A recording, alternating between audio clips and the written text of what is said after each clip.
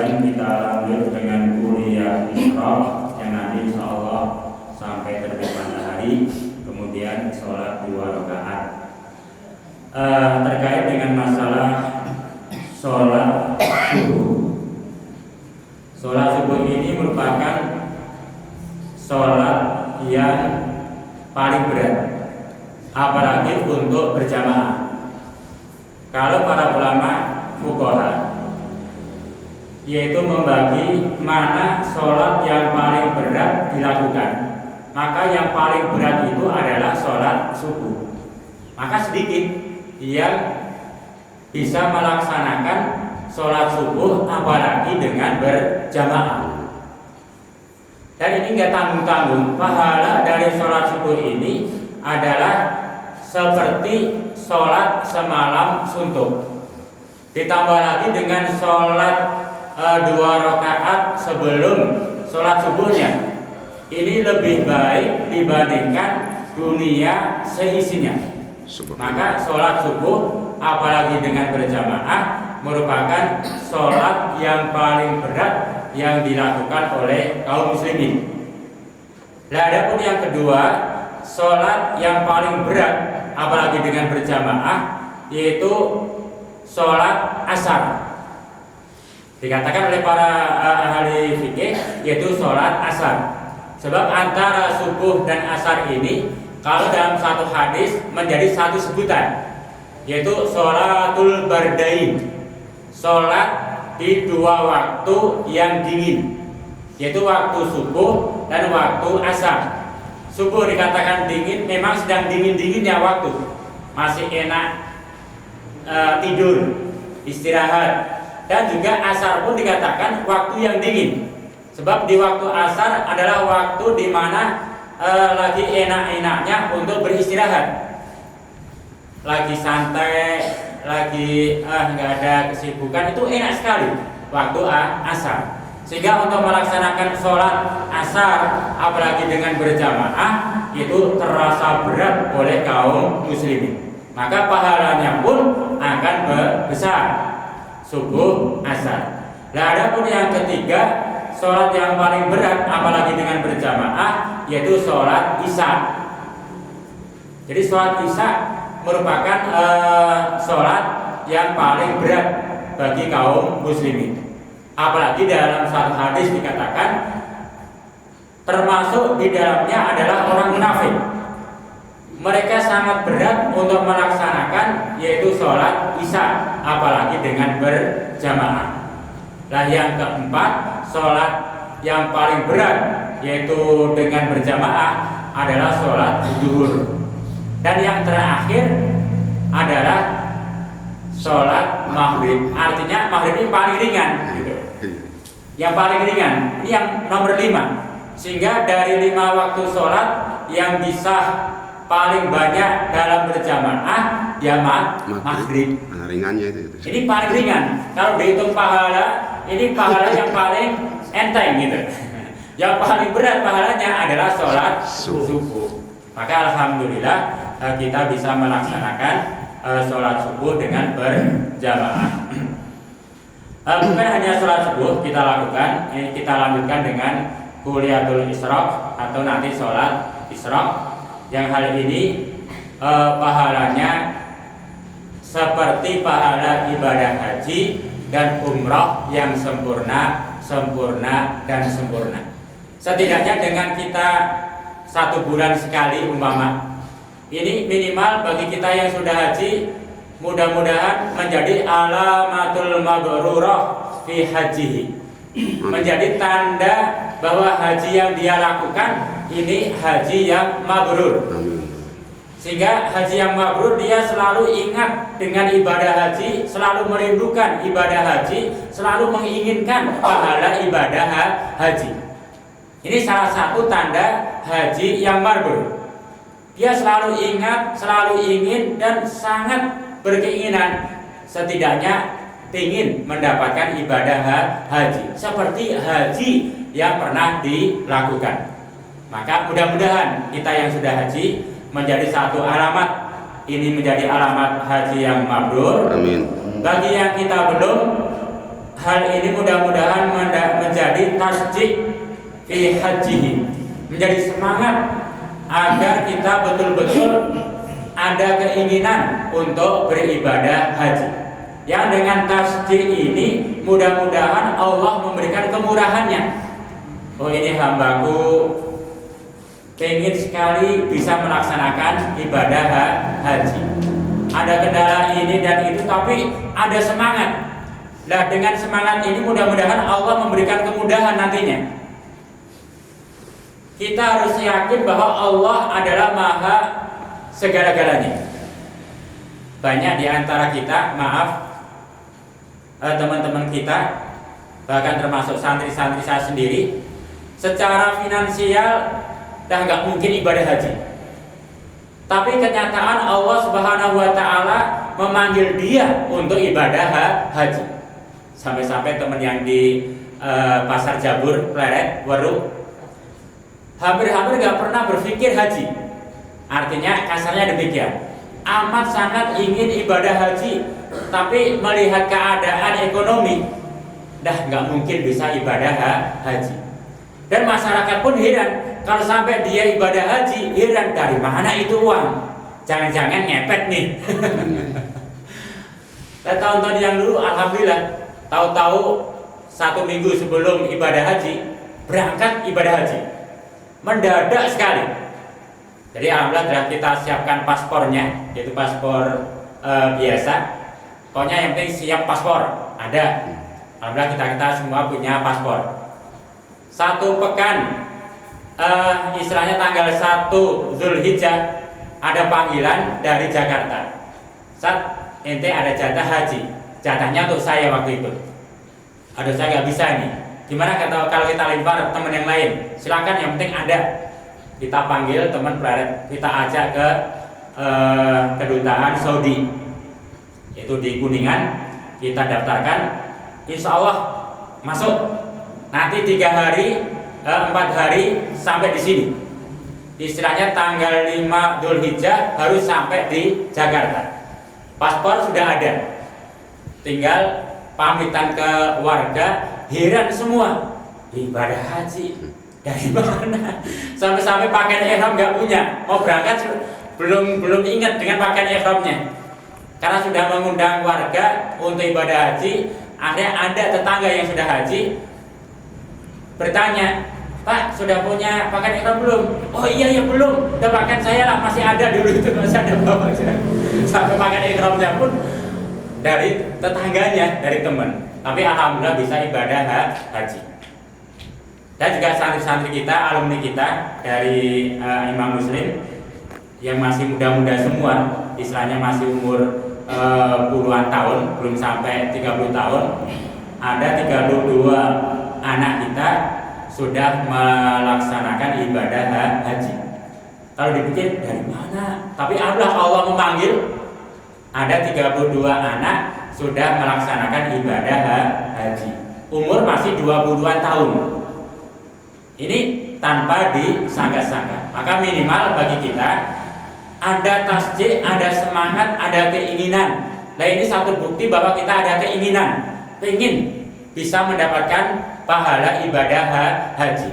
Walaupun manasiknya belum, tapi minimal pahalanya kita bisa mendapatkan. Mudah-mudahan nanti manasiknya Allah Subhanahu wa Ta'ala memberikan kemudahan kepada kita semua. Hadirin rahimakumullah, kita lanjutkan kajian kita untuk pagi hari ini, yaitu kita ambil dari kitab Usfuriyah, yaitu pada hadis yang ke-11, yaitu kitab Usfuriyah hadis yang ke-11. Hadis yang ke-11 ini membicarakan tentang bab sodaqah, bab sodaqah, yaitu bab tentang sodaqah, di mana kita paham sodaqah merupakan kewajiban kita semua setiap hari, bukan setiap tahun, bukan setiap bulan, bukan setiap minggu, tapi sodaqah merupakan kewajiban kita dalam setiap hari. Sejak pagi hari kita memiliki kewajiban untuk mengeluarkan sedekah. ini merupakan hak setiap ruas tulang kita. Terkait dengan masalah sedekah dalam kitab ini ada satu hadis di mana hadis ini dari Ali bin Abi Thalib radhiyallahu anhu. Dia berkata, qala Rasulullah sallallahu alaihi wasallam, dan Rasul bersabda. Rasul menyatakan as-shadaqah idza khurijat min yadi sahibiha taqau fi yadillahi qabla an tadkhula fi yadis sa'ili. Bahwa sedekah yang dikeluarkan dari tangan yang bersedekah ini akan sampai di tangan Allah Subhanahu wa taala sebelum sedekah itu sampai di tangan yang menerima sedekah. Jadi misalkan ini tangan yang bersedekah, ini tangan yang menerima, jaraknya nggak begitu jauh. Dilepaskannya harta sedekah ini sebelum sampai ke tangan yang menerima sudah ditangkap oleh Allah Subhanahu wa taala. Allah sudah menerima sebelum harta sedekah itu diterima oleh tangan yang menerima. Ini begitu cepat Allah menerima amal sedekah. Sebagaimana amal ibadah kurban, ketika hewan kurban disembelih, maka darah yang menetes ini begitu kencang sekali. Sebelum darah itu sampai ke tanah atau menyentuh tanah, maka Allah sudah menerima amal kurban itu. Itu artinya bahwa amal tersebut merupakan amal yang sangat Allah perhatikan sebagai bukti bahwa dia benar-benar ibadah kepada Allah Subhanahu wa taala. Jadi Rasul menyatakan bahwa sedekah demikian. Sebelum sampai ke tangan penerima, maka amal tersebut sudah ada, sudah diterima di tangan Allah Subhanahu wa taala. Kemudian Rasul menyatakan, "Fatakallama bi khamsi kalimatin." Dan harta sedekah yang kita keluarkan, dia berkata, "Oh, saya nggak pernah dengar." Misalkan kita sedekah dengan 1.000 perak. 1.000 perak kita masukkan ke kotak amal. Sebelum masuk kotak amal, Allah sudah terima amal itu. Dan uang yang kita sedekahkan itu, dia berkata, hanya kita tidak mendengar. Apa yang dikatakan oleh amal sedekah itu atau harta sedekah itu dia berkata dengan 5 kalimat. Yang pertama, awwaluha taqul kuntu shagiran fakabartani. Aku ini adalah sesuatu yang kecil, kemudian engkau menjadikan aku besar. Jadi uang atau harta atau makanan yang kita sedekahkan, dia berkata kepada yang bersedekah, aku itu kecil, tapi dengan ini engkau menjadikan aku besar. Maksudnya bahwa walaupun kita sedekah dengan barang yang kecil, maka barang yang kita sedekahkan akan menjadi besar nantinya. Maka kata Rasul, walau bi sikin tamroh, sedekah dengan sepotong kurma, bentuknya hanya sepotong kurma, tapi dia akan menjadi kurma yang besar gitu. Nanti akan diterima oleh yang bersedekah itu. Ini yang pertama. Kata sedekah, kata harta sedekah itu, aku ini kecil. Kemudian dengan hal ini maka engkau menjadikan aku besar. Wa kuntu qalilan wa kasartani. Aku ini sedikit jumlahnya. Maka dengan engkau sedekahkan aku, maka aku akan berkembang menjadi banyak. 1.000 perak disedekahkan hanya 1 lembar, hanya 1 kepingan logam, tapi nanti akan menjadi berkeping-keping logam. Ini subhanallah. Itu merupakan keutamaan manfaat kita bersedekah. Yang ketiga, kata sedekah, wa kuntu aduwan fa ahbabtani. Aku sebetulnya musuhmu, kata harta itu. Aku ini sebetulnya musuhmu, tapi dengan hal ini engkau menjadikan aku menjadi temanmu yang engkau cintai, dan aku pun mencintai engkau. Harta yang kita miliki ini sebetulnya musuh, akan mencelakakan kita baik di dunia maupun kelak, apalagi di akhirat. Harta yang ditumpuk-tumpuk, harta yang disimpan-simpan, nanti di akhirat itu Allah jadikan ia seekor ular yang besar yang nanti akan melilit dia dan akan menggigit dia. Artinya harta itu musuh. Tapi dengan disedekahkan, maka yang disedekahkan ini menjadi teman, bukan musuh lagi. Termasuk sedekah, walaupun kecil, walaupun sedikit, maka harta yang lain itu pun akan menjadi teman bagi yang memiliki. Tapi kalau harta tidak pernah disedekahi, tidak pernah dikeluarkan sedekahnya, sedikit atau banyak, maka nanti akan menjadi musuh dia. Ini yang ketiga. Yang keempat, wa kuntu fanian fa abqaitani. Kata sedekah, aku itu adalah sesuatu yang akan hancur, yang akan punah, yang akan usang. Maka dengan ini, maka engkau menjadikan aku menjadi kekal. Harta yang kita miliki itu fanian. Fani itu artinya hancur. Makanan yang kita makan ya hilang.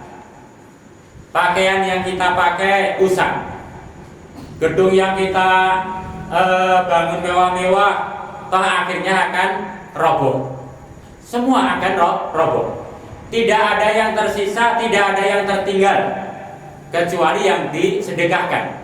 Yang disedekahkan akan kekal sampai menemani menghadap Allah Subhanahu wa Ta'ala. Maka mayit itu ada 3 yang mengiringi. Ada keluarga, kerabat, saudara, ada harta, ada amal.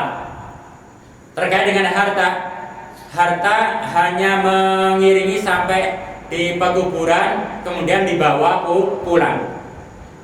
Tapi berbeda dengan harta yang telah disedekahkan, dia tetap mengiringi sampai di alam kubur. Sampai-sampai nanti ada hadis, amal-amal itu termasuk amal sedekah, dia akan menjadi seorang laki-laki yang putih, yang bersih, yang menyenangkan, asik diajak ngobrol. Sampai-sampai si mayit pun heran, siapa engkau? Aku amalmu. Dia akan menemani dengan asiknya ngobrol sampai ke hari kiamat tanpa terasa. Itu amal sedekah. Tapi kalau dia tidak bersedekah, maka yang menemani pun teman yang jelek, yang bau, yang tidak mengasihkan, bahkan membosankan, pengennya udah lari jauh-jauhnya dari aku. Itu kata si mayit. Maka naudzubillah. Ini yang keempat. Yang kelima, kata si harta yang disedekahkan, wa kuntu harisi fal'an syirtu harisu. Aku ini adalah sesuatu yang harus engkau jaga. Kata si harta itu, aku adalah sesuatu yang harus engkau jaga. Maka dengan engkau sedekahkan aku, maka aku akan menjagamu baik di dunia maupun sampai di akhirat. Harta yang disedekahkan itu akan memberikan penjagaan kepada yang bersedekah. Nah, ini satu hadis dalam bab sedekah, kumpulan hadis yang ke-11. Nah, terkait dengan ini ada satu hadis yang merupakan ini satu riwayat. Ini agak panjang, saya persingkat saja. Yaitu tentang keluarga Ali bin Abi Thalib dan istrinya. Ini punten, siapa istri Ali bin Abi Thalib ini? Fatimah binti Rasul. Diceritakan bahwa, kita potong saja, Fatimah ini biasa bekerja keras. Terkadang mengangkut air sendiri dan lain sebagainya. Terkadang Fatimah binti Rasul itu membuat wool di namanya apa? Tepung. Hul bulu, kemudian ditata songket gitu, apa namanya? Taghzulu itu menenun. Jadi ditenun, betul ya. Jadi membuat tenunan, walaupun hanya kain kecil-kecilan dari bulu-bulu kibas, yaitu wool. Kemudian dijual. Nah saat itu ada si pembeli yaitu Salman Al-Farisi. Satu songketan dibeli oleh Salman yaitu 6 dirham. Nah ketika Ali bin Abi Thalib pulang berkata, Ya karimatun nisa. Jadi Ali itu kalau memanggil Fatimah istrinya, ya karimatun nisa. Wahai istriku wanita yang sangat mulia. Gitu. Adakah di rumah sesuatu untuk bisa dimakan sekeluarga? Kata Fatimah, wahai suamiku, tidak ada sesuatu yang bisa kita makan pada hari ini kecuali hanya 6 dirham saja. Ini hasil penjualan dari songketan tadi. Sudah nggak apa-apa lah, berikan kepada saya dan akan aku berikan makanan untuk Hasan dan Husain atau keluarga. Kemudian diberikan uang itu kepada Ali bin Abi Thalib. Kemudian Ali bin Abi Thalib keluar mencari makanan.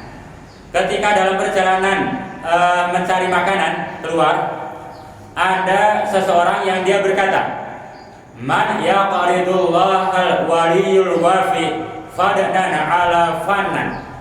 Barang siapa yang memberikan pinjaman kepada Allah yang maha mengurus, maha menyempurnakan balasan dengan berlipat ganda dan lagi baik dan seterusnya, dia akan begini dan begini.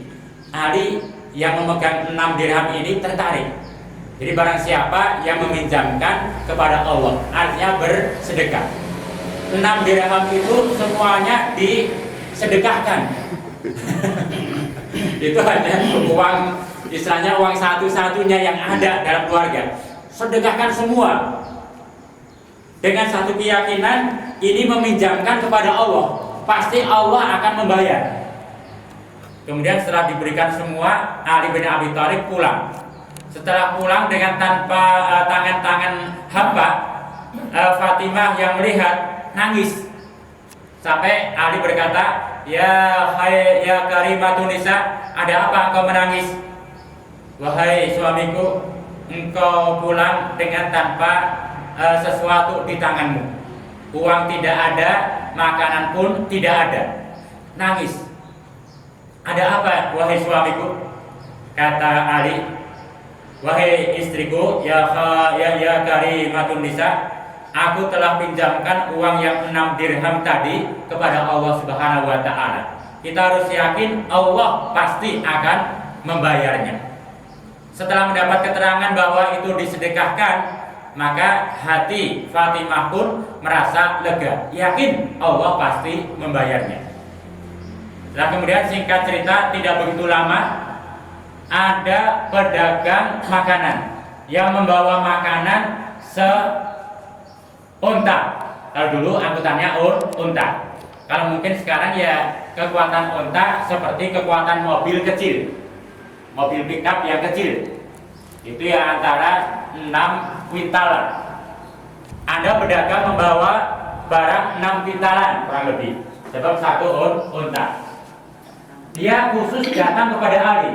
Ya Ali, aku tawarkan daganganku ini 1 unta kepadamu. Kata si pedagang tadi. Kata Ali, aduh maaf, saya nggak punya apa-apa ini, nggak punya uang saya. Ini saya khusus datang menawarkan hanya untukmu, bukan kepada yang lain. Tapi maaf, saya nggak punya apa-apa ini. Ngabasa, ditakhir, ngabasa. Sudah nggak apa-apa, dibayar nanti pun nggak apa-apa sudah. Yang penting ini harus engkau terima ini dagangan. Ini hanya khusus untukmu ya Ali. Jadi pedagang aneh ini. Tidak ditawarkan kepada yang lain, hanya kepada Ali bin Abi Thalib. Sampai dibayar akhir pun nggak apa-apa. Kemudian kata Ali, udah kalau demikian adanya dengan ditempuh nggak apa-apa. saya terima ini dagangan 1 unta. Sekalian untanya sudah saya terima. Kemudian oleh Ali bin Abi Thalib, karena ini dagangan yang begitu banyak, nggak mungkin cukup untuk keluarganya sendiri, artinya lebih kalau hanya untuk keluarganya. Dia punya pikiran, ini kalau dijual lumayan ini. Kemudian Ali bin Abi Thalib berniat untuk menjual kembali sebagian dagangan tadi. Dia keliling, tak tahu ada pula yang datang. Ya Ali, saya tertarik dengan daganganmu ini. Saya tertarik sekali. Boleh saya beli semuanya ini? Ya, silakan beli semua, gak apa-apa. Kata si calon pembeli, ini saya beli 300 dirham. Mau nggak ya Ali? 300 dirham. Yang tadi si penjual tadi maunya 100 dirham ke Ali, tapi Ali tidak memiliki uang. Lah yang calon pemberi menawar 300 dirham. Kata Ali, sudah nggak usah banyak waktu, silakan 300 dirham. Dikontankan? Iya, saya kontan 300 dirham. Sebagian sudah dimakan untuk keluarga, disimpan. Lah ini dapat 300 dirham.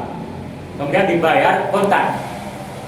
Ketika Ali bin Abi Thalib pulang dengan membawa 300 dirham, Fatimah binti Rasulullah Shallallahu Alaihi Wasallam melihat, tersenyum. Melihat suaminya datang bawa uang, tersenyum, senang. Ditanya, ya Karimatun Nisa, kenapa engkau tersenyum? Aku melihat di tanganmu ada sesuatu yang sangat kita butuhkan. 300 dirham. Tersenyum. Nah, singkat cerita, kemudian Ali bin Abi Thalib datang kepada Rasul Shallallahu Alaihi Wasallam. Ketika datang kepada Rasul memberikan salam, Assalamualaikum ya Rasulullah. Rasulullah menjawab, Waalaikumsalam. Rasul pun tersenyum. Sampai Ali kemudian bertanya, ya Rasul, kenapa engkau tersenyum dengan kedatanganku ini? Maka Rasul kemudian berkata, ya Ali, bagaimana tidak aku tersenyum melihat engkau dan melihat putriku tersenyum? Tidakkah datang kepadamu tadi seorang yang menjual seunta makanan dengan harga 100 dirham dan dibayar tempo? Iya ya Rasul. Engkau tahu ya Rasul? Tahu. Dan tidakkah ada yang datang kepadamu telah membeli 300 dirham dari tadi? Iya ya Rasul. Maka aku tersenyum melihat itu. Aku tersenyum mengetahui hal itu. Tapi tahukah engkau Ali, siapa yang menjual, siapa yang membeli tadi? Ali bin Abi Thalib menjawab, Allah dan Rasulnya yang tahu. Tidak tahu itu, yang jual siapa, yang beli juga siapa, tidak kenal.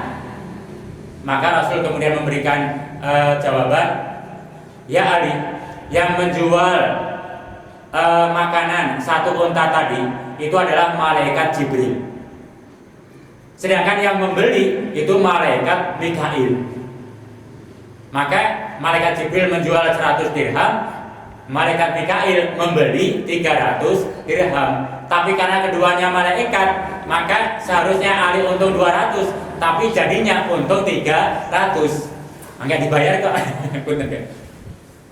Tersenyum Fatimah binti Rasul. Nah, ini memberikan satu pelajaran kepada kita. Kira-kira apa Bu ya pelajaran Bu ya dari cerita-cerita ini? Apa Bu pelajarannya Bu? Kayak banyak pelajarannya. Ada suami datang dengan tangan kosong, nangis Bu ya. Saya kira pelajaran Bu ya. Merengut. Suami datang dengan bawa sesuatu, tersenyum, kan pelajaran itu. Tapi ini tidak sesuai dengan bab, benar nggak? Pelajaran yang sesuai dengan bab, barang siapa yang dia bersedekah meminjamkan kepada Allah, maka Allah akan membayar yang lebih banyak dari itu. Sebagaimana Ali, 6 dirham dia infakkan fisabilillah, ia sedekahkan, maka tidak begitu lama Allah telah membayar dengan 300 dirham.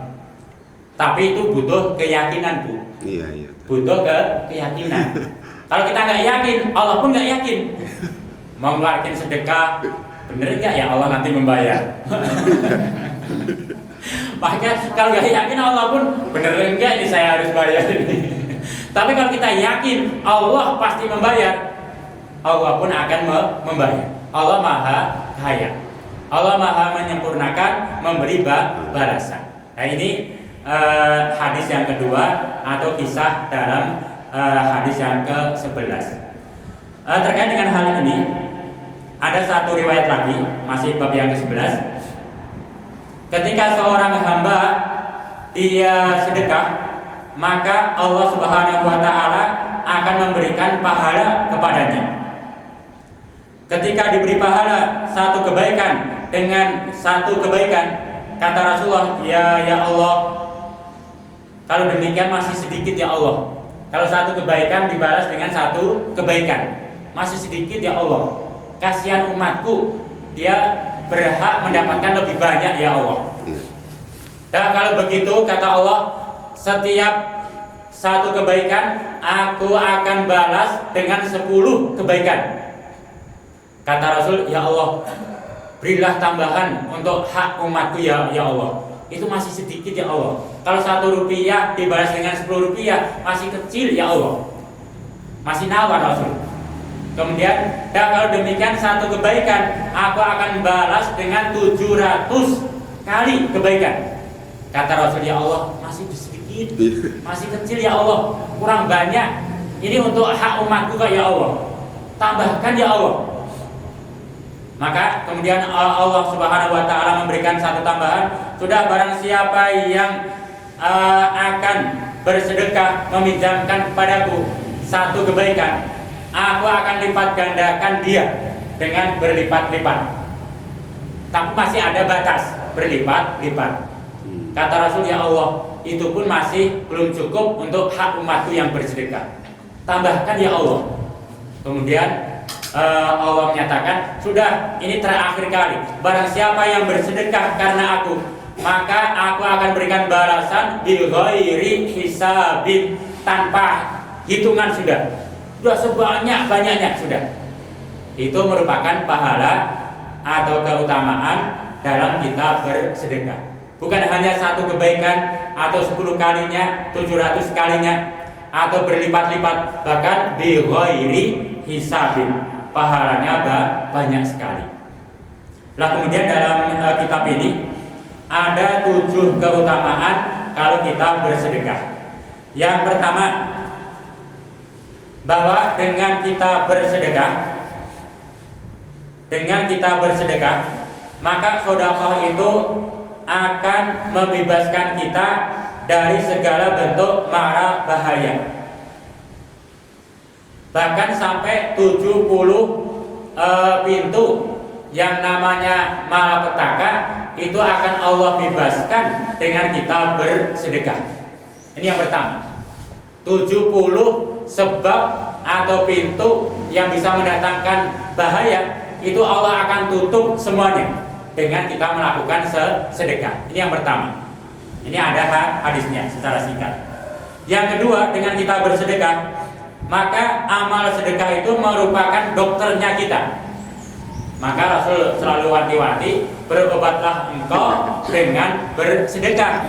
Kalau Pak Haji bilang, sama-sama ngeluarin duit 3 juta ke rumah sakit, mendingan kita sedekah 3 juta. Mungkin dengan sedekah yang kecil Allah akan bebaskan kita dari penyakit-penyakit yang berat itu. Maka berobatlah kita semua dengan bersedekah. Ini yang kedua. Jadi sedekah merupakan obat bagi seorang muslim.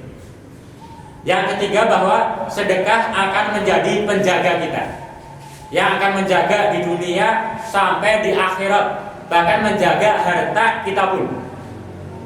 Tapi kalau harta tidak disedekahi, maka harta pun akan mudah hilang tanpa kita ketahui sebab musababnya. Tapi dengan kita bersedekah, insya Allah harta pun akan terjaga. Yang keempat, keutamaan sedekah itu bisa meredam bisa meredam daripada murka Allah Subhanahu wa Ta'ala. Sebetulnya Allah akan murka, akan marah dengan kita senang bersedekah, maka Allah pun akan cinta kepada kita. Yang kelima, dengan sedekah maka itu akan bisa menumbuhkan benih-benih kecintaan. Allah akan menanamkan benih-benih kesenangan, kecintaan kalau kita bersedekah. Ini punten, ini kan kalau kita masih masa muda karena senang dengan si dia kan suka sedekah Bu ya? Iya, sedekah. Meri. Sedekah Bu. Dulu Pak Haji ke Bu Haji kan kalau datang ke Kuningan kan Sedekah. pasti ada sedekahnya itu. Iya. Kalau nggak bawa sedekah itu nggak cinta loh itu. Dengan membawa sedekah apalah itu, dianya juga senang, orang tuanya senang, calon-calon iparnya pun senang. Sebab Allah akan menumbuhkan kecintaan dengan kita bersedekah. Yang ke-7, dengan sedekah maka akan menambah umur panjang dan bisa menolak bala. Itu keutamaan-keutamaan dalam kita bersedekah. Masih satu riwayat, satu kisah sebagai penutup di sini. Saya singkatkan saja bahwa salah satu istri dari Rasulullah SAW, yaitu Aisyah radhiyallahu anha, dia mengadu kepada Rasul Shallallahu Alaihi Wasallam.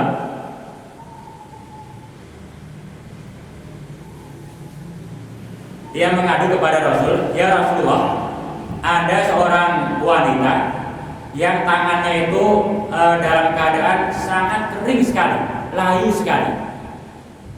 Maka tolong ya Rasul, doakan dia supaya dia sembuh kembali. Jadi tangannya itu dalam keadaan sangat kering, layu, dan tidak bertenaga, seperti kena penyakit. Maka Aisyah radhiyallahu anha sebagai teman minta kepada Rasul, yaitu suaminya, agar mendoakan untuk si wanita itu.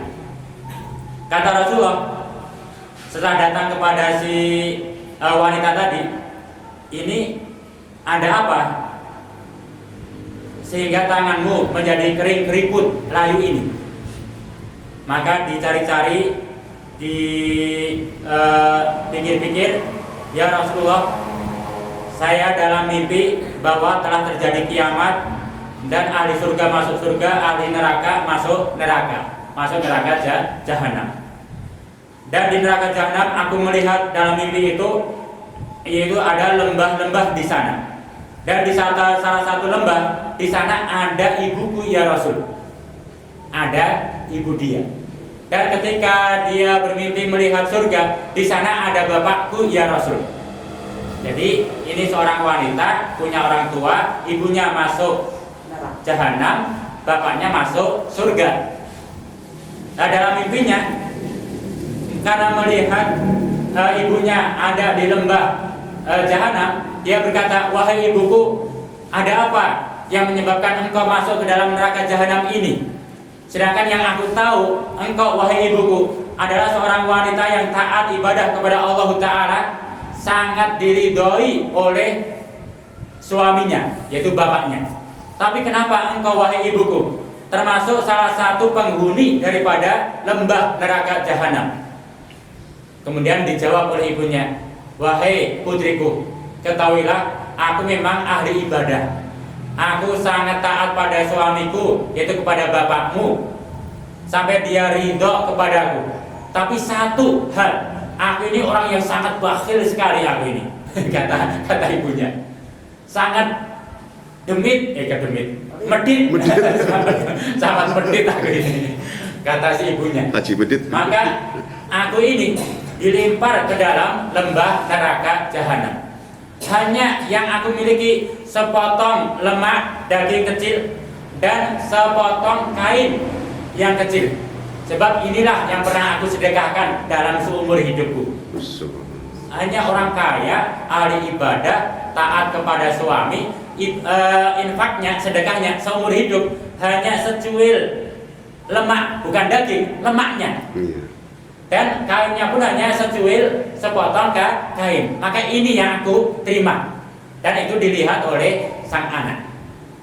Kemudian ketika datang ke surga melihat bapaknya ini sedang membagi-bagi telaga Rasul kepada Abu Bakar, kepada Umar, kepada semua dikasih minum dari telaga Rasul. Dan si anak ini berkata, "Wahai bapakku, tidakkah engkau melihat ibuku yang ada di neraka jahanam?" "Iya, aku melihatnya. Aku tahu bahwa ibumu ada di neraka jahanam." "Mengapa engkau wahai bapakku melihat ibuku ada di sana, sedangkan di sana penuh dengan siksaan, sedangkan engkau membagi-bagi air telaga Rasul, sedangkan ibuku sangat butuh air itu?" Maka kata si bapaknya yang ada dalam surga itu, "Telaga Rasul ini diharamkan untuk orang-orang yang bakhil, orang-orang yang maksiat dan banyak berbuat dosa," kata si bapaknya. "Tidak begitu wahai bapakku, dia adalah istrimu, dia ibuku, maka dia punya hak untuk mendapatkan air telaga Rasul ini daripada engkau wahai bapakku membagi-bagikan kepada orang lain." Tapi kata bapaknya kekeh, ini haram untuk orang-orang yang bakhil, yang durhaka kepada Allah Ta'ala. Maka si anak ini dalam mimpinya, namanya juga mimpi, dia menyelinap, mengambil gelas, mengambil air di telaga Rasul, kemudian diberikan kepada ibunya yang ada di neraka jahanam. Loh kok bisa sih? Oh namanya juga mimpi sih ya. Bentar ya. Namanya juga mimpi.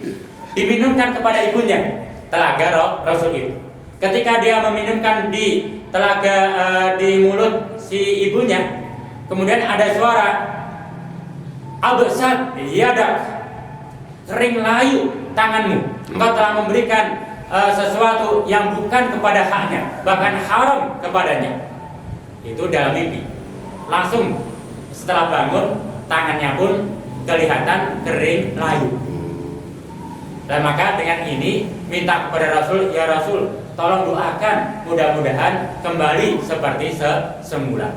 Setelah diceritakan kepada Rasul, maka kemudian Rasulullah SAW yaitu mendoakan untuk si wanita ini dengan satu harapan, mudah-mudahan ini menjadi pelajaran kepada yang lain. Jangan sampai kita umat Rasul, hamba Allah, menjadi orang yang bakhil. Sebab tempat orang bakhil adalah lembah di neraka jahanam. Dan agar kita menjadi orang yang dermawan, askia, sebab di surga ada satu lembah namanya lembah askia, lembahnya orang-orang yang dermawan. Maka aku doakan engkau, mudah-mudahan Allah Subhanahu wa Ta'ala menyembuhkan tanganmu ini. Setelah Rasul mendoakan, alhamdulillah tangan si wanita itu sembuh seperti semula. Nah, ini memberikan satu pelajaran bahwa sekalipun kita taat kepada Allah, taat kepada suami atau suami kepada istri atau dalam kehidupan bersama, tapi kalau kita bakhil, punten, memberikan satu gambaran, di neraka jahanam ada satu lembah namanya Al-Wadi Al-Bukhala, lembah kebakhilan. Maka orang yang bakhil akan dimasukkan ke dalam lembah itu. Sedangkan di dalam surga ada lembah yaitu Al-Wadi, ya Al-Wadi Al-Asfiya, lembah kedermawanan. Maka orang yang dermawan di dunia akan dimasukkan ke dalam lembah itu. Dan mudah-mudahan kita semua termasuk orang-orang yang dermawan. Amin. Kalau ada harta sedikit ya dengan sedikit itu. Kalau tidak ada, minimal ada niatan keinginan untuk bersedekah. Tidak dengan harta, ya dengan kalimat yang baik. Kalau tidak bisa dengan kalimat yang baik, setiap pagi, setiap hari melaksanakan sholat duha sebagai pengganti kewajiban kita bersedekah. Kalau tidak bisa ini dan itu, setidaknya sedekahnya orang adalah menahan diri, jangan sampai menyakiti orang, baik dengan lisan ataupun dengan isyarat. Jangan menyakiti orang. Menahan diri ini termasuk amal sedekah. Mudah-mudahan Allah Ta'ala memberikan kekuatan kepada kita semua sehingga bisa termasuk orang-orang yang bersedekah sesuai dengan kemampuan kita masing-masing. Akhirnya aku qouli hadza astagfirullahaladzim. Assalamualaikum warahmatullahi wabarakatuh. Mungkin ada pertanyaan, maka nanti mungkin sudah terbit Pak. 15 menit lagi. Hanya untuk terbit total. Iya, 15 menit. Kalau misalnya begini Ustaz, ada orang minta-minta, terus saya tidak kasih, itu saya kena dosa nggak? Kalau ada yang meminta-minta, apakah dia dalam keadaan perlu dibantu atau dalam keadaan seger buger, ada tidak perlu dibantu, maka dalam surah Al-Baqarah nanti disebutkan kalau tidak membantu pun gak apa-apa. Yang terpenting qaulan ma'rufan, tetap menolak dengan ucapan yang baik, maka itu pahala. Artinya tidak berdosa, itu pahala. Misalkan yang datang masih seger buger, masih kuat, yang kita perkirakan bisa kerja, dan dia memang ada persediaan, maka kalau toh kita tolak, ini punten, cara nolaknya gimana? Cara baik. Artinya jangan sampai menyakiti dia, gitu. Bilang maaf, Ya maaf lah, misalkan dah, gak usah banyak bicara, punten maaf, itu gak apa-apa. Artinya jangan sampai mengeluarkan sudah ngasih tidak, tapi ada kata-kata yang menyakitkan. Badan masih sehat, seger, malesnya minta ampun, dia sakit hati, dan itu bisa berdosa. Gitu. Satu lagi Pak Ustaz. Tadi Ustaz mengatakan ada dua lembah, lembah yang bagus dan lembah yang tidak bagus. Misalnya begini Pak Ustaz, suaminya tadi masih sholat jamaah, tapi istrinya tidak sholat misalnya, nah, itu bisa terjadi nggak? Kepada yang berlembah Bisa, makanya kan yang namanya suami istri atau dalam satu keluarga itu bisa berkumpul kembali mati sampai akhirat. Ada yang lari dari masing-masing, suami lari dari istri, istri dari suami, orang tua dari anak, anak dari orang tua lari menjauh. Itu bisa terjadi. Maka yang terpenting bagaimana mumpung kita masih ada di alam menanam, ya kita tanam bareng-bareng supaya bisa sehidup semati. Artinya walaupun kita sudah mati masih bisa berkumpul, yaitu di alam akhir nanti. Kalau pengen sama-sama kumpul di alam di lembah kedermawanan, ya sama-sama dermawan. Artinya ketika suami sedekah, maka seorang istri yang baik, ya alhamdulillah mendorong, senang. Jangan sampai suami sedekah nanti lain gitu. Ketika sudah berbeda ya nanti berbeda. Tapi ketika istri sedekah, suami alhamdulillah saya punya istri yang baik, yang salihah, yang sedekah, alhamdulillah. Sok semua sedekah juga. Kalau baca sok semua tapi dengan nanti yang dongkol ya lain nantinya. Nanti istri masuk lembah dermawan, suami masuk lembah bakhil. Artinya sok dah nggak apa-apa, saya dukung sama-sama. Artinya saling ada keikhlasan dalam mengeluarkan sedekah. Seperti tadi Fatimah ketika melihat Ali datang tanpa apa-apa di tangannya menangis, sedih. Tapi setelah dijelaskan ini untuk sedekah, untuk infak, ikhlas. Sama-sama ikhlas. Ini satu lagi Ustaz, ini mungkin yang paling berat ini. Orang tua ngasih anak suruh sholat misalnya, tapi si anak ini berkali-kali tidak mau terus. Nah itu bagaimana orang tua tuh tanggung jawabnya nanti kira-kira? Kewajiban orang tua itu hanya mendidik, mengawasi, menjaga. Yang terpenting sudah berusaha menyuruh. Sebagaimana Nabi Nuh alaihissalam sudah menyuruh istri dan anaknya untuk ibadah, untuk masuk ke kapal. Tapi istrinya termasuk anaknya tidak mau, maka sudah lepas tanggung jawab di hadapan Allah Ta'ala. Yang terpenting ada usaha. Tapi ketika seorang orang tua dia membiarkan anaknya seperti membiarkan binatang-binatang ternak liar saja tanpa diperhatikan agamanya, maka nanti sang anak akan menuntut. Ketika anak akan dimasukkan neraka karena tidak ibadah, anak menuntut, ya Allah, kenapa saya dimasukkan dalam neraka ya Allah? Saya nggak rela ya Allah. Ada apa? Saya bisa masuk neraka karena orang tua saya tidak menyuruh saya, tidak mendidik saya. maka orang tua saya lebih berhak duluan masuk neraka. Karena apa? Tidak ada usaha untuk mendidik anaknya. Tapi kalau sudah ada usaha, maka insya Allah dia sudah selamat dari tanggung jawabnya. Saya mau tanya nih, Mangga. misalnya ada orang kaya raya nih ya, harta banyak, sholat bekal, tapi tidak mau sedekah, habisnya apa dan hukumnya bagaimana? Tadi hukumnya tadi. Tadi kan ada seorang wanita dalam ini kan sholatnya bagus, ahli ibadah, dia wanita taat pada suami, sampai suaminya pun ridho sekali kepadanya. Tapi kalau suami sedekah, dia merasa berat.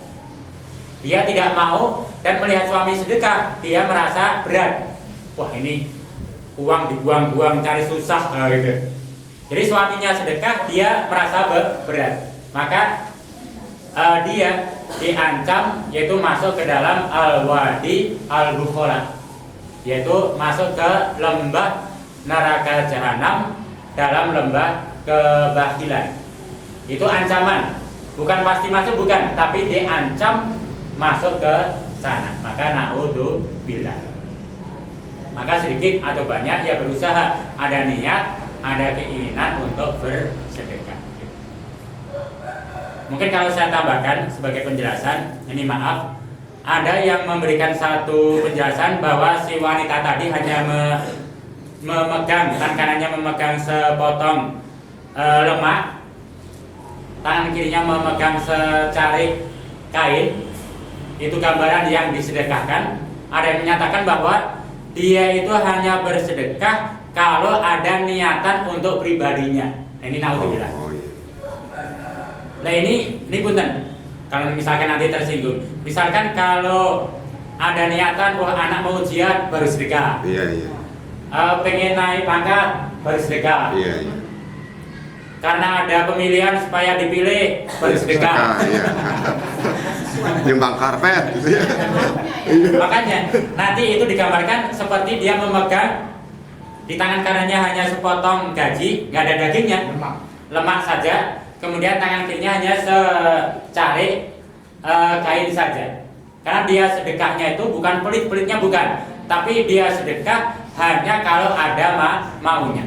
Dan seorang muslim yang muttaqin, dia bersedekah memang fisabilillah, ada mau atau tidak, Allah punya hak untuk disedekahi. Dia sedekah untuk apa? Dampaknya ini kewajiban saya sebagai seorang muslim, saya sedekah, dah bismillah. Itu akan menjadi besar. Mungkin itu Bu ya, sebagai tambahan. Kembali lagi Pak Ustaz, diceritakan bahwa kalau anak laki-laki main ke rumah pacarnya membawa oleh itu ada maunya berarti Pak Ustaz? Iya, itu nanti ibarat hanya dapat nggak dapat dagingnya, dapatnya lemaknya. Nah, ini terakhir sebagai gambaran kenyataan untuk diri saya sendiri ya. Ini punten.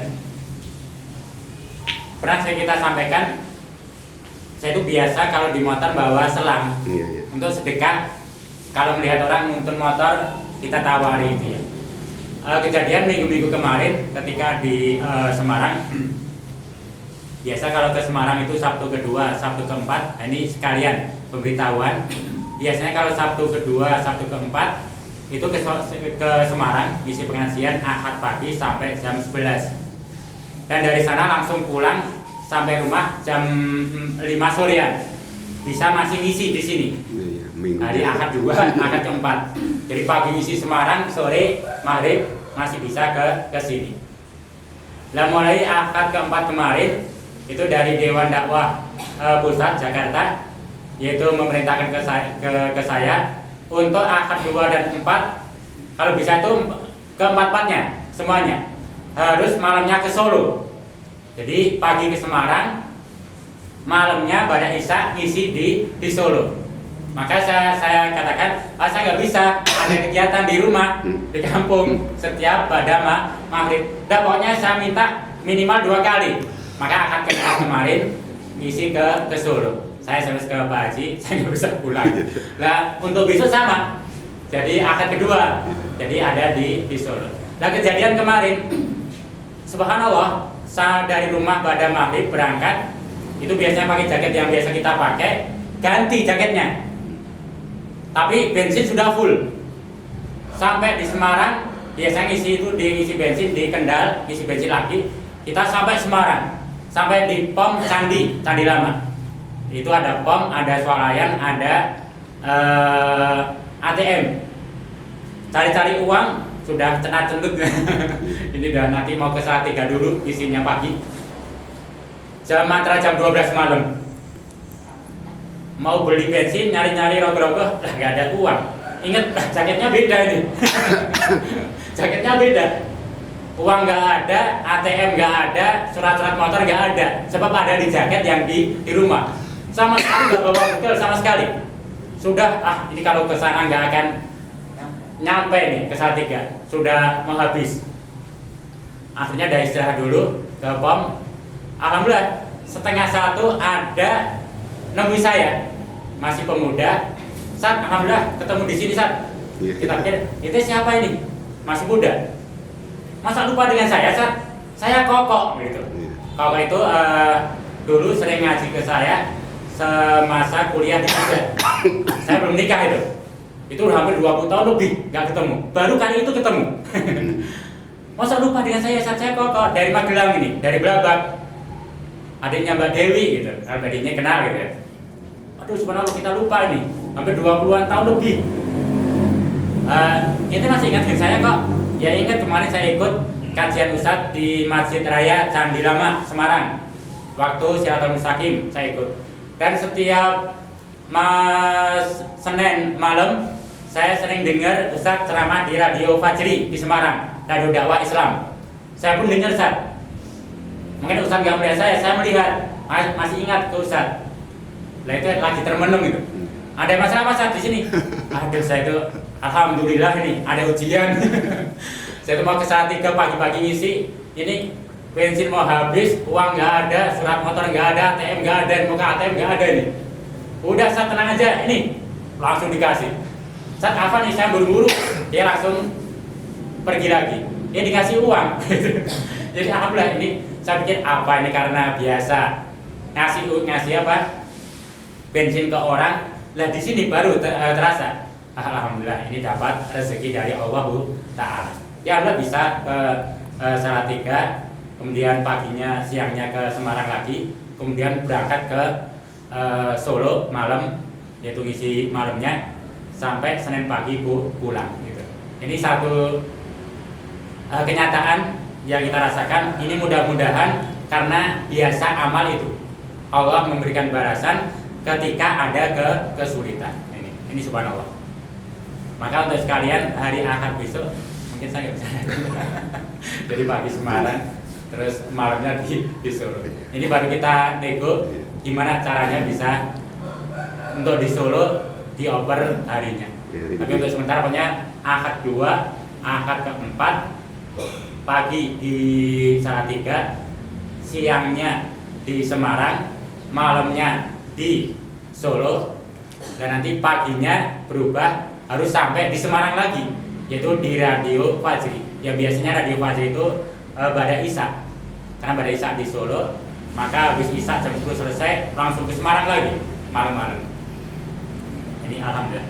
Ya, barangkali 2 menit lagi ini sudah masuk. Untuk sodako itu entah sodako, entah sholat, apa saja itu kan hubungannya dengan nanti kita di alam nanti. Nah ini yang jadi masalah, ada beberapa yang ya saya dengar sendiri teman, artinya tidak percaya dengan alam setelah ini gitu. Sehingga ya apapun yang dikemukakan bahwa ini pahalanya sekian, nanti dapat sekian, karena nggak percaya pada yang satu ini sehingga mentah semua itu. Ini mentah semua. Jadi nampaknya ya untuk alam gaib ini ya mungkin sebagai dasar itu kan, sebagai dasar bahwa kita ini meyakini bahwa nanti kalau begini itu nanti begini. Itu alam gaib itu nampaknya ada Ustaz yang mengatakan bahwa alam gaib ini kali sebelum sholat dengan baik, sodako dengan baik, maka harus percaya dulu dengan gaib tadi. Ya seperti di Al-Baqarah ayat antara 1, 2, 3 itu kan. Di situ. Lalu berikutnya itu yang mohon balas segera dijelaskan.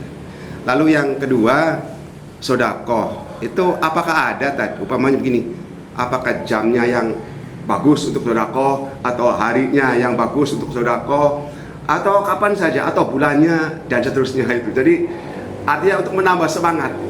Itu yang kedua. Yang ketiga dari uraian Ustadz tadi, memang antara suami istri itu kalau satu pihak saja, lalu satu pihaknya nggak setujui, nggak jalan kan. Contoh begini, wah saya mau memberikan ini, kata yang pasalnya, wah ngapain, jelas mengkeret itu, tidak akan terjadi itu. Jadi satu pihak ini kalau ngapain, nah itu kalau sudah dua-duanya nggak ngepas, nggak jalan. Jadi memang suami istri tadi diceritakan, memang kisahnya seperti itu. Bapaknya yang selamat, ibunya yang selamat. Jadi karena gara-gara tadi. Dan keempat, barangkali yang terakhir tadi Ustadz mengatakan bahwa bisa menolak bala dan segalanya. Banyak di masyarakat kalau ada orang katakanlah beruang, lalu ternyata ada musibah, oh gara-gara medit tuh katanya, itu rasain loh, itu hanya sekedar memang masyarakat yang memang betul hubungannya dengan itu, atau memang sekedar ya ikut karena dia kurang sodako dan sebagainya itu, sehingga ya kadang-kadang masyarakat menghukum gara-garanya begitu. Ya tadi banget. Itu saja barangkali. Yang pertama tentang alam gaib itu. Alam gaib yang menjadi landasan. Memang Islam itu terbentuk itu dasar utamanya adalah rukun iman. Sebelum rukun Islam, rukun iman harus benar. Salah satu rukun iman adalah beriman pada alam akhirat, hari akhir. Nah, hari akhir ini termasuk dari alam kubur sampai ke alam surga neraka. Ini dasar utama. Maka sebaik apapun sholat seseorang, kalau menolak salah satu rukun berarti menolak semua rukun. Maka itu benar. Nah, yang kedua tentang hari dalam bersedekah yang baik atau waktu. Pada dasarnya hari yang terbaik untuk setiap pekan itu adalah hari Al-Mubarak, yaitu Al-Yaumul Al-Mubarak, yaitu hari Jumat. Oh, sekarang nih. Jadi hari Jumat itu lebih utama kalau kita bersedekah. Sebenarnya ada satu kisah yang dulu kita lewatkan. Seseorang yang dia meyakini bahwa hari Jumat merupakan hari yang diberkahi, maka dengan ia sedekah di pagi hari, maka Allah akan melipat gandakan dengan lebih dari itu. Itu ada keutamaan sendiri. Ini kalau dilihat harinya. Kalau dilihat dari sisi waktu, maka sedekah yang baik adalah bersedekah kepada seseorang yang sangat membutuhkan. Mungkin ada berapa orang, ini ada ini yang satu sangat butuh sekali nih. Udah kayaknya mungkin makan 2 hari juga belum lah gitu. Maka ketika dia tahu, sedekah kepada dia, ini sedekah yang terbaik. Dan saat itu pun dia sebetulnya sangat membutuhkan. Dia sendiri membutuhkan, tapi dia masih mau bagi dengan yang lain. Maka ini sedekah yang terbaik. Artinya lebih baik dibandingkan dia sendiri sudah berlimpah, ini sangat membutuhkan, ia kasih. Maka ini masih berkurang. Maka kondisi dia sangat butuh, kemudian ada yang sangat butuh lagi, dia berbagi, maka itu yang terbaik. Bisa pagi hari, bisa sore, bisa malam, dan seterusnya. Ini wallahu a'lam bishawab. Mungkin cukup, Pak? Iya. Maka dianjurkan ini